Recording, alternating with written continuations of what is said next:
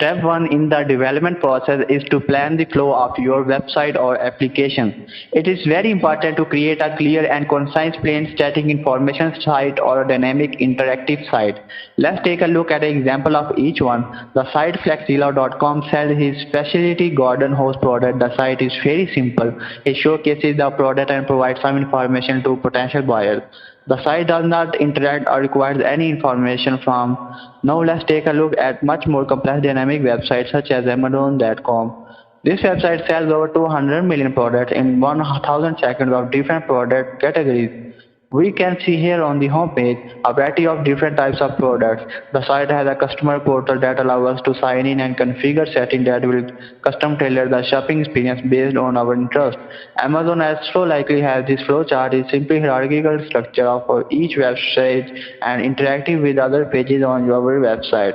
Let's take a look at a very basic site structure for a simple real estate brokerage website. Here we have a home page. This is the first page that loads when a visitor accesses the domain, and about us page which will display information about the brokerage, a listing page which will showcase the property listing organized by state on 4 sub-pages. So 4 state and property listing pertaining to each state. A sub-page is lower on the website hierarchy than the top level pages. And lastly, a blog and contact page. As you can see, this is a very simple structure for demonstration purposes. We will be exploring much more complex structure as we progress throughout the course.